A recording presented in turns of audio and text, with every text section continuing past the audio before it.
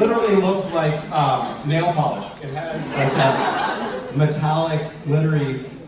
That can't be for human consumption, I don't think. I know, I saw them drinking that. And I thought, well, and by the way, you could tell both of them were like, they took a sip, they're like, no. And then finished it, and then they both got backstage and said, whatever you do, don't drink that stuff. Well, you had a sip, why did you drink it? So, what can we talk about? What do you guys want to talk about? Cass? Okay, that's a good topic of conversation. Cass is,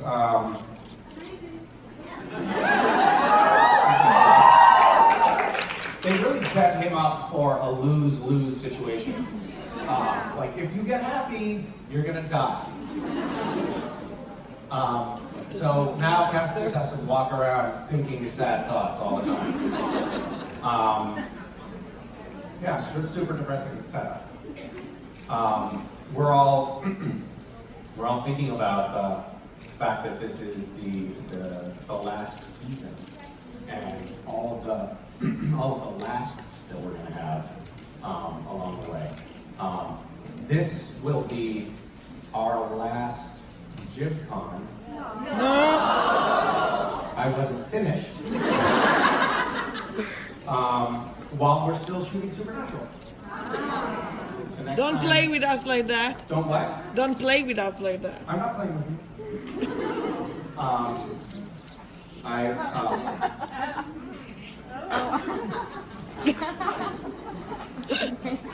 They don't pop. I need to bring cleats. We did our last upfronts a couple of days ago. And I think it's gonna be a lot of goodbyes. There were a couple of, our network publicist is generally a very stoic person, but she was crying when we were doing the upfronts. Or she had something in her eye. Yeah, it's gonna be an interesting year with a lot of lasts and a lot of goodbyes.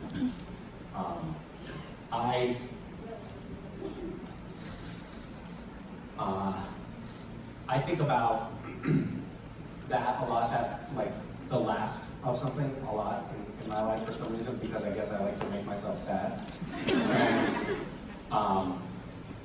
And with the kids, I think about that often. Like, is this the last time that, West is gonna crawl up into my lap and eat his, breakfast on my lap and spill milk all over my pants, Is this the last time the kids are gonna come into the bed and both pee in bed the same night? And you get kind of sentimental about that stuff. I probably, like, if, I sometimes think about it, the kids, when they get older, come, troll the internet and pull up old YouTube videos of their dad talking on stage. They'll never talk to me again. But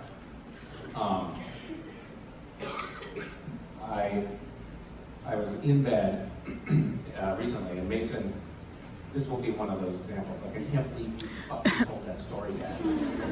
I was in bed, I hadn't gotten enough sleep, and it was like 5:30 in the morning, and Mason yells from the bathroom, "Dad, wipe me." And I thought, oh, how much longer am I gonna, have this opportunity? And if you think about it, like, actually wiping another person's butt is basically the grossest thing out there. And yet with kids, you're like, oh.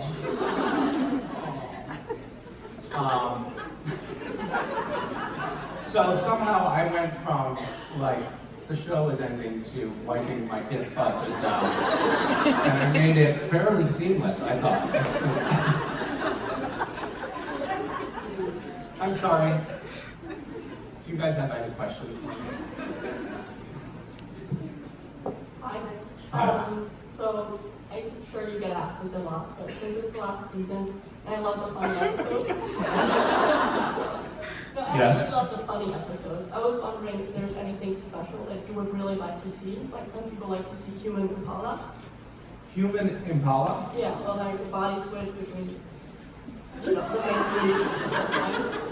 Like their spirits switch bodies.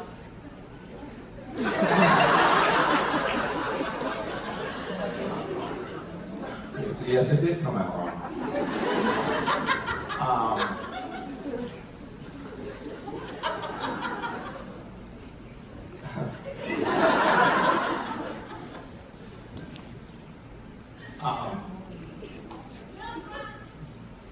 Experiencing other bodies, is other bodies what you said? So short of doing the an actual gay porn, which I think everybody is looking forward to.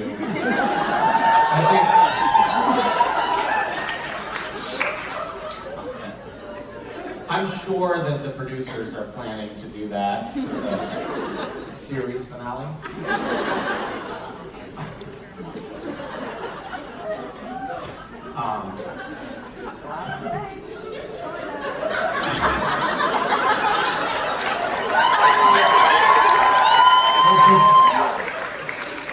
I was just picturing, we've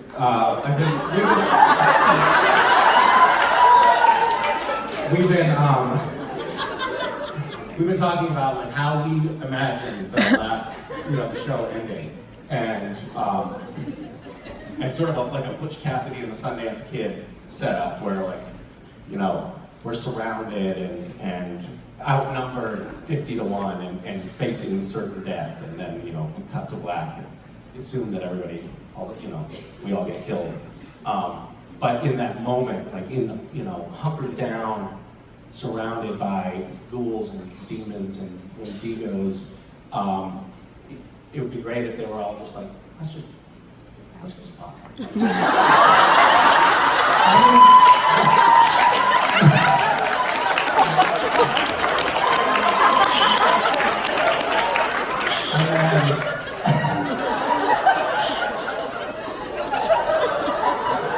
I'm sorry. I went from my children to.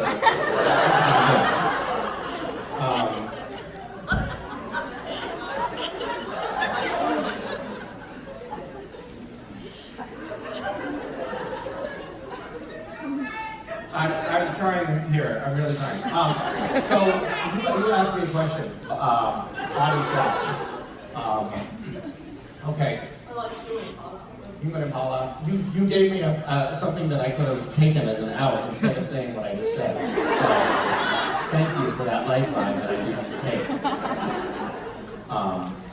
I hope that we do. I hope we have a few more of those episodes that are like The French Mistake or Baby or Scooby Natural before the end, because I think that those are really fun. I mean, I think that we only have 20 episodes left, and so we have to have a lot of mythology, and we'll probably have to say a lot of goodbyes to favorite characters, and but I think it would be nice to also have a little bit more of that, crazy, irreverent stuff before it's too late.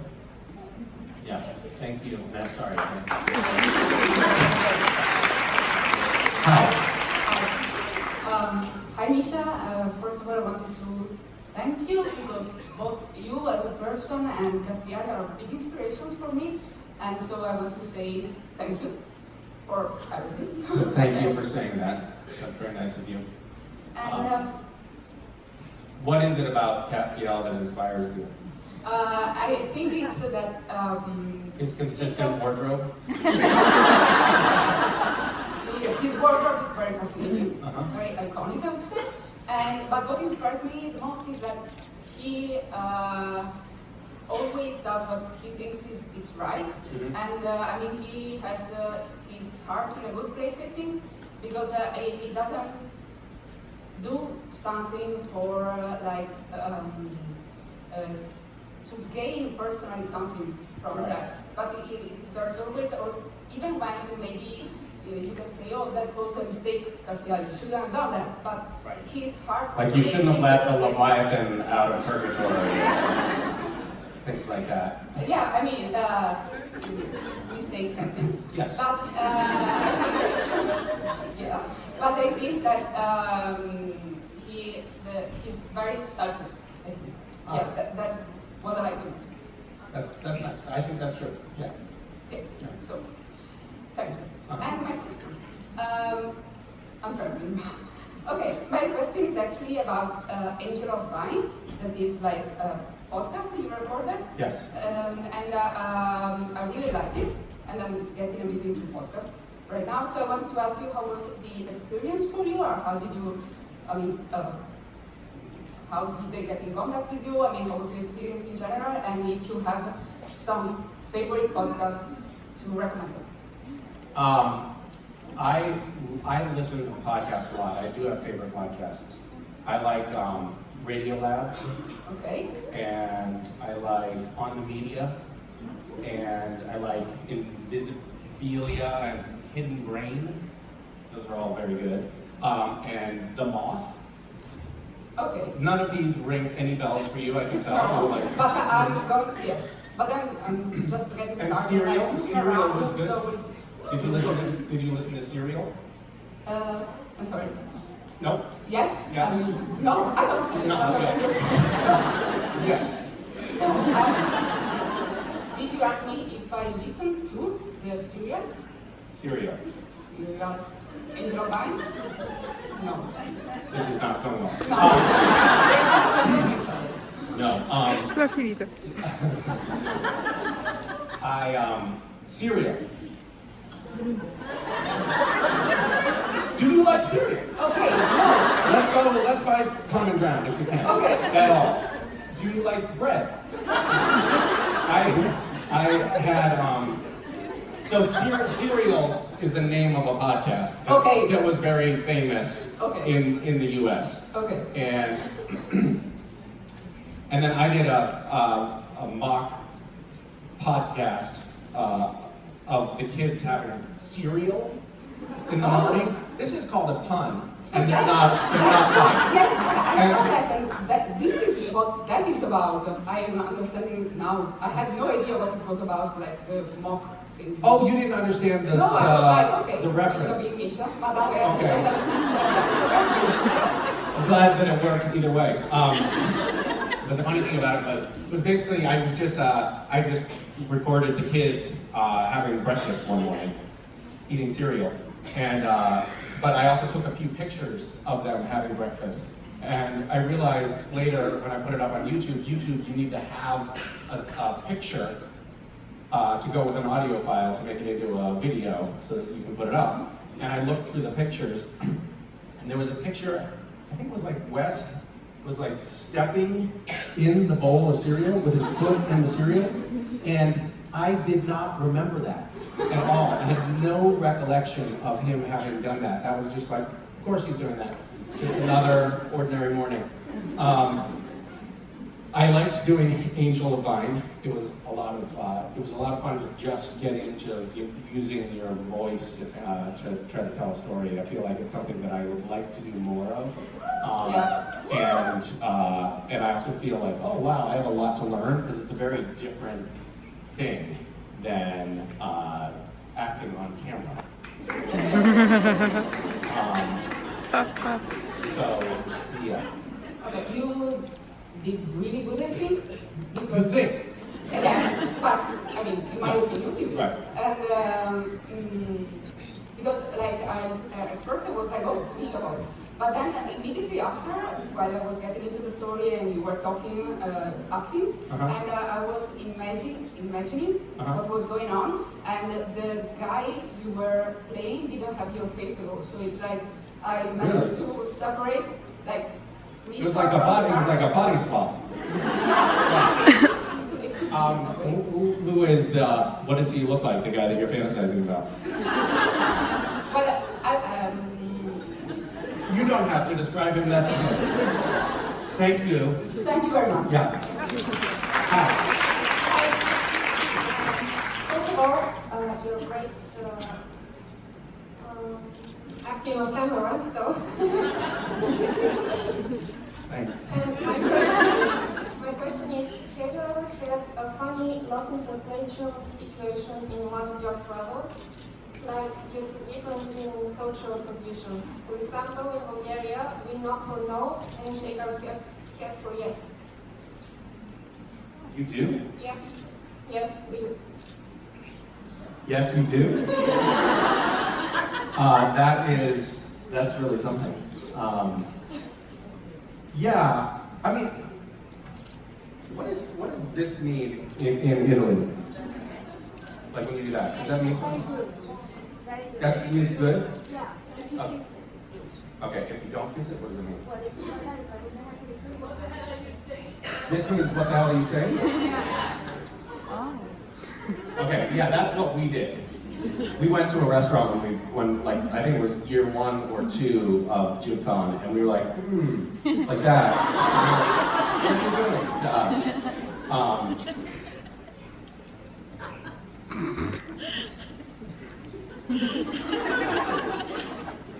No, I mean, yeah, there have been a few things like that. I think I also have just experienced new things in travels, and sort of learned by making mistakes traveling. I was in Russia in 1991, and I was in high school, and I never really drunk alcohol at that point. And so I went out with some of the other kids in the high school, and it was February, and it was 3 hours north of Moscow. And we drank a few bottles of vodka. I think there were 4 of us. And I was living with this host family that was about 10 miles out of town, and they lived in this little cottage with an outhouse in the back. And I had to take the bus, so we drank a lot of vodka, and I took the bus back out to my host family's house, and I got off the bus and found a nice spot in a snowbank to go to sleep in. And it was 10 o'clock at night, February, pitch black, and eventually a search party found me. And took me to the hospital because I wasn't in great shape, apparently. So that was, I mean, maybe not lost in translation, but it was an opportunity to learn something about another culture and about myself.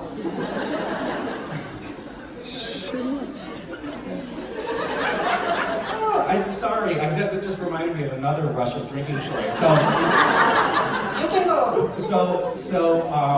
Another trip to Russia was like right after that. We went on this like exchange program. It was the summertime, and we were at this consummate youth camp, and it was a bunch of American kids and a bunch of Russian kids. The Russian kids were drinking a lot of vodka, so we drank a lot of vodka, and all of the American kids were throwing up.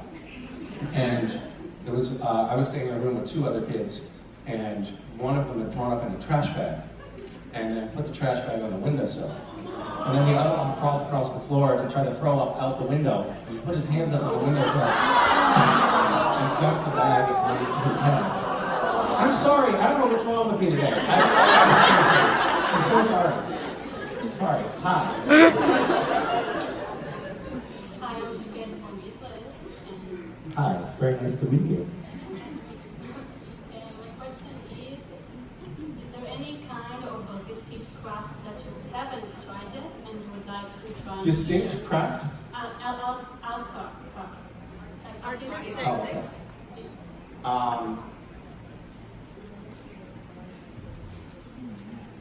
Yeah. Yes. I have not. I would like to learn to paint. Great. Hi. Hi. How are you? Well, I don't know my own name.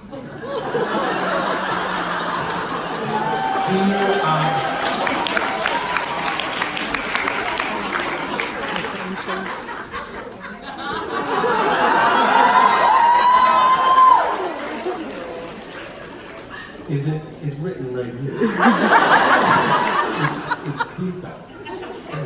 Hi, Nita.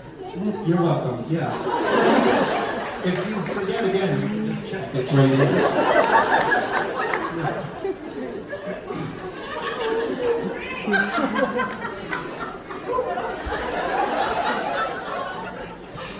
I actually have a question. Okay. Do you remember what your question is?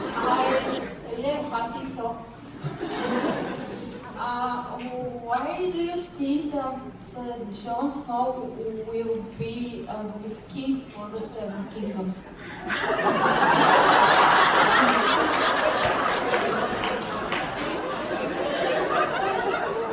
You know a show is a runaway hit when you go to a supernatural convention and you get questions about Game of Thrones. Sorry. Well, I mean, he's got a lot of things going for him. He's a reluctant hero. Like, he's like, I don't want the job. And that always makes you want somebody to get the job, right?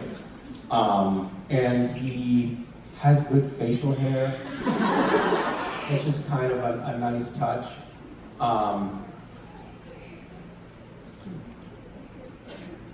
And that's all. I mean, those are the main qualities.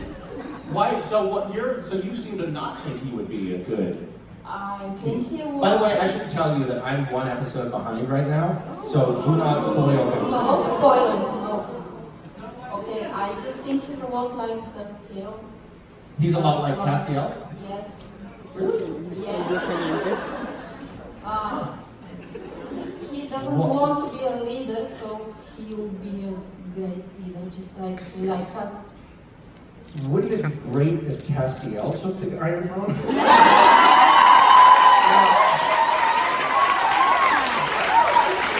In a surprise crossover twist tomorrow night. I'll be happy. Yes. Shit. That ship may have sailed. Thank you for asking that probing question. Thank you. Yeah. Hi. Hi, my name is Kaya. I hope You you had a... knew your name, right? Yes, I know my name.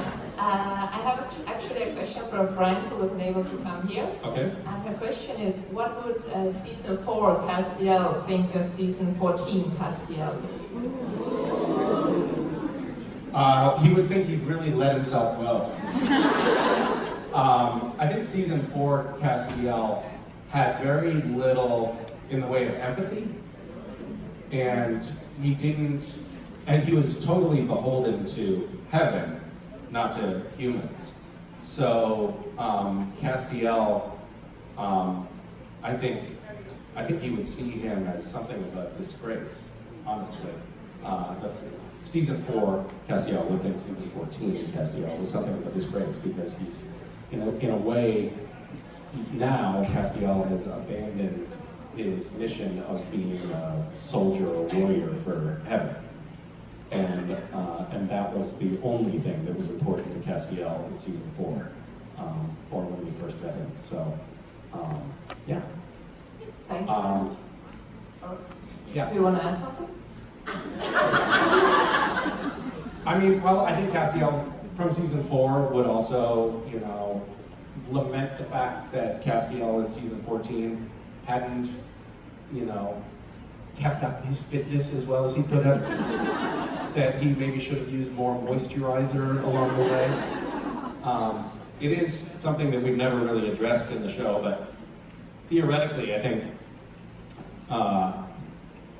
Castiel's vessel should not be ancient. And yet it is. And it's a little weird. What? Great response. Thank you. Give her a trumpet pass for next year. Hi. Hi, how are you? I'm good. How are you? Very business. Okay, so you said that I have, Wait, do you see that thing in front of you? yeah. It's a microphone. Yeah, but I'm afraid that I will hit. Oh well, don't hit it with your I'm head. so clumsy. You're too clumsy to get close to the microphone? Yeah. Okay. Great, I can't help you then. Yeah, okay.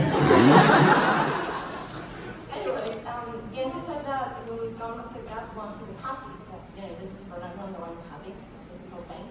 So what needs to happen to get us to be really happy?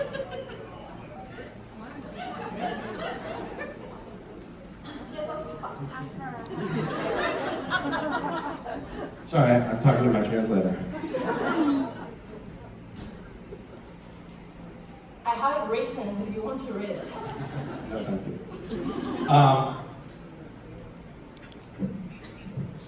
Oh, that's so heartbreaking. Why would you ask such a sad question? I think Cass would have to.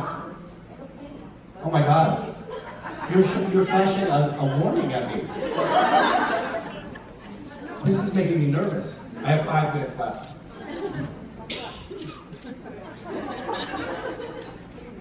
Oh my God. Can I write some notes for the other actors?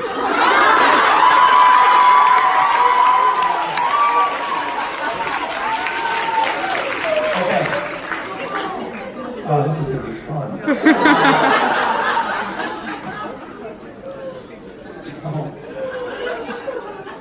I think Castiel will maybe finally feel like he belongs. Like he really is a member of the family, or that Sam and Dean really care about him, and that he's done a good job and help right some serious wrongs. I think when Cass feels those things, then he'll die. Yeah. Thank you. Yeah, sweet question, thank you. Hi. Hi, so you're a big advocate of, I guess, environmental conservation and whatnot. I want to know from you, in association with, I guess, avoiding the externalities of climate change, what do you think are 3 key necessary things that have to happen in order to avoid destroying the planet?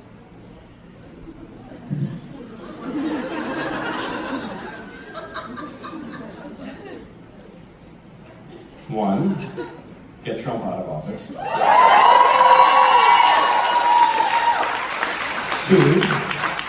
put him in a cage. And 3, throw away the key.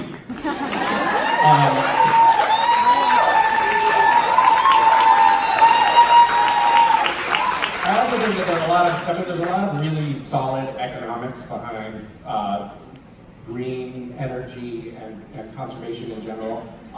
You mentioned externalities, and I think that there are a lot of quote-unquote libertarian thinkers or neocons who seem to think that natural resources and exploiting them have no externalities, and that's just not true. And those things aren't being factored into the economic equation, especially in the United States right now. We're acting like you can just pump as much carbon into the atmosphere as you want to, and it won't. And there's no cost to that. But the fact of the matter is there is cost. It's coming. We're already incurring the costs in the form of extreme weather and rising sea levels and species going extinct. So I think actually looking at the bona fide economics of habitat and environmental destruction would go a long way. And I'm just trying to bore everybody right now. Is it working? Oh yeah, thank you for asking that question.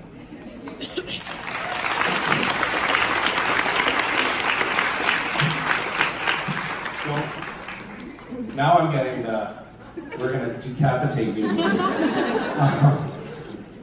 It does say end of panel. So I have to jot some things down for my friends.